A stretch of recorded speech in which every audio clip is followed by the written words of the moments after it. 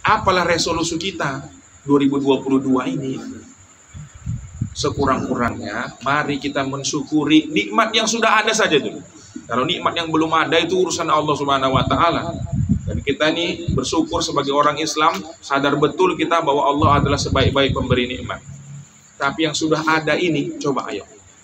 Sebab apa? Kata Allah, kalau kita pandai mengelola apa yang sudah diberikan Allah kepada kita, karena Allah akan menambah.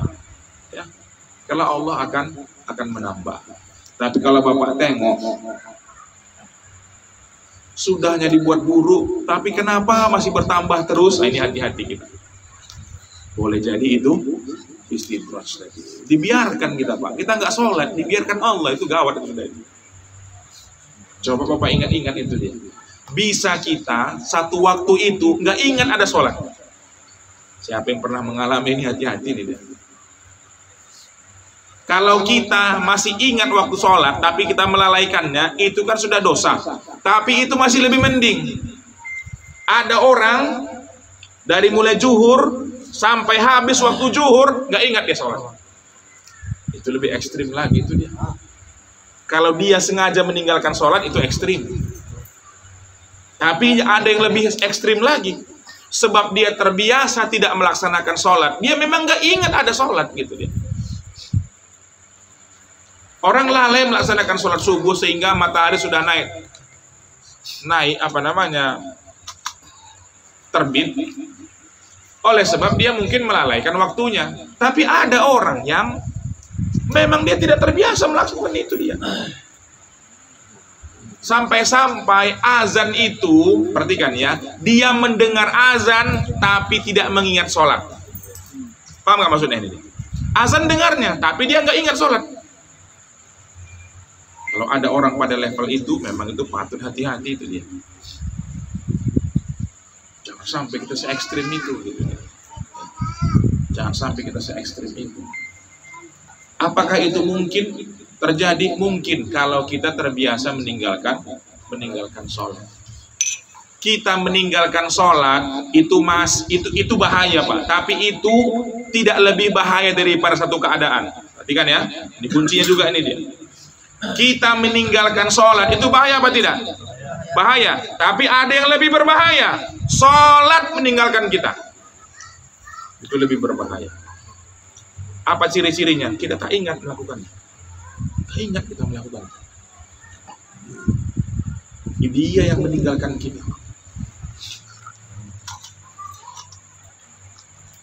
Merinding saya menceritakan ini. Manakala sholat yang meninggalkan kita. Hati-hati. Hati-hati orang yang masih mau bolong-bolong sholat. Hati-hati. Sholat itu makhluk. Ya kan? Makhluk apa tidak? Sholat itu makhluk. Azan itu makhluk apa tidak? Makhluk. Aras makhluk apa tidak? Makhluk. Malaikat makhluk apa tidak? Makhluk. Selain Allah namanya makhluk. Penglihatan makhluk apa tidak? Makhluk. Sholat makhluk apa tidak? Bisa nggak dia mendatangi kita? Dia mendatangi kita, menyuruh kita untuk melakukannya. Hati-hati. Kalau kita terus mengabaikannya, boleh jadi satu waktu dia tidak lagi mendatangi kita. Lagi dia mendatangi kita. Sampai pada waktu itu kita pun memang tidak lagi mengingatnya. Lalu kita tenggelam, terus meninggalkannya. Semakin waktu semakin jauh, semakin waktu semakin jauh. Ketika kita melihat sholat itu menjauh dari kita, begitu juga di luar sana atau di sini atau di mana saja, ada orang yang sholat itu mendatanginya terus. Oleh sebab apa? Dia mendatangi sholat. Sampai-sampai urusan orang beriman itu, urusan orang Islam itu diajari Rasulullah SAW. Para ulama mengajari kita macam mana senang supaya kamu ini selamat di hadapan Allah. Senang apa itu dia? Kalau kamu sholat maghrib, niatkan setelah sholat maghrib kamu hidup ini untuk nunggu melaksanakan sholat isya. Kalau kamu sholat isya, niatkan kamu hidup di dunia ini untuk menunggu sholat subuh. Karena masih panjang, tidur dulu ya Allah. Boleh, nggak apa-apa. Kalau kita habis melaksanakan sholat subuh, apa niat kita? Menunggu untuk melaksanakan sholat zuhur. Kalau kita habis sholat zuhur, apa niat kita? Jadi kalau kita mati di antara itu, sesungguhnya kita mati dalam keadaan sedang melaksanakan sholat. Berarti kita terus membersamai sholat. Dalam dekapan sholat, hidup kita ada dalam dekapan sholat. Terus dia. Di mana kamu? Fis sholat, fis sholat, fis sholat.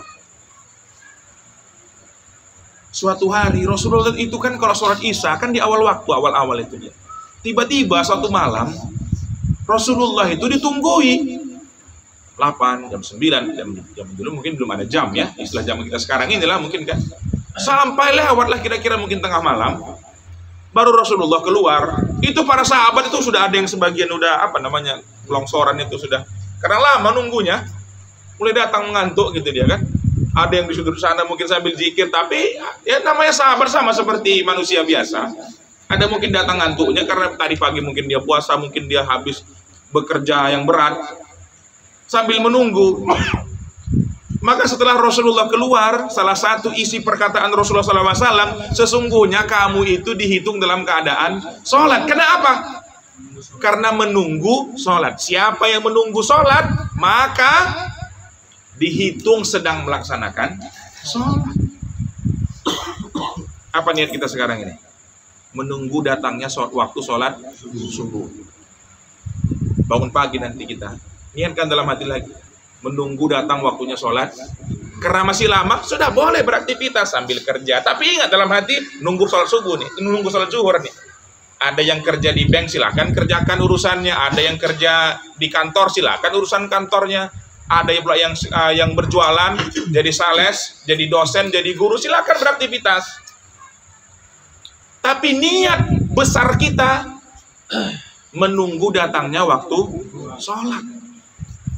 Sehingga pada waktu itu kita terus dihitung malaikat sebagai orang yang sedang dalam melaksanakan sholat. Tapi kita lalai, Pak. Kita lalai. Kita sibuk dengan urusan kita, lalu kita tenggelam sedikit, terus kita tenggelam. Kita kan orang yang mengikuti pendapat bahwa sholat sendirian sah, ya kan? Iya kan? Nggak harus berjamaah. Ya berjamaah itu sangat tinggi makomnya, bagus, ya kan? Tapi kita kan termasuk orang yang meyakini pendapat bahwa sholat sendirian itu hukumnya sah, iya kan? Kalau kita belum bisa pula di level orang yang bisa melakukan konsisten melaksanakan sholat berjamaah, sekurang-kurangnya kita tetap menjaga sholat. Kalau kita belum sholat, ingat saja aku belum sholat ini, itu aja dia. Kalau bapak kita ini bisa sholat begitu azan langsung sholat, itu sudah nomor uno, itu namanya, itu dia. Tapi kalaupun kita bisa belum bisa setepat itu, tetap dalam hati kita, ya Allah, aku bentar lagi nih, tapi tetap kita tergantung dengan sholat kita. Jangan sampai kita itu lepas kita nggak mau sholat gitu. Memang berniat tidak melaksanakan sholat. Bapak yang dimuliakan oleh Allah Subhanahu wa Ta'ala, banyak aktivitas kita. Ada yang sebagai dosen, ada yang sebagai karyawan, ada yang sebagai pedagang, ada yang sebagai pegawai swasta ataupun negeri. Banyak ini pekerjaan kita. Semuanya itu kita masukkan dia di dalam sebuah pipa besar tadi itu. Pipa besar itu maksudnya itu apa? Tempat besar itu apa itu dia? Menunggu melaksanakan sholat. Jangan sampai tinggal. Ya. Umur berapa kita masih meninggalkan sholat? Umur berapa? Entah matinya kita seminggu lagi. Nggak tahu. Enggak apa, masih sehat bah begini. Enggak juga, ada juga orang mati kecelakaan tuh kan nggak pakai nengok saya atau sehat kan? Iya kan? Enggak Pak, saya nggak jauh-jauh. Enggak mesti jauh loh Pak. Enggak mesti jauh. Orang itu masuk barat aja bisa meninggal kok. Apa buktinya? Ya orang jatuh di kamar mandi, kepalanya duluan ke lantai, meninggal nggak? Meninggal. Nggak tahu kita kapan waktu kita itu datang. Oleh sebab itu jangan sampai kita lupa melaksanakan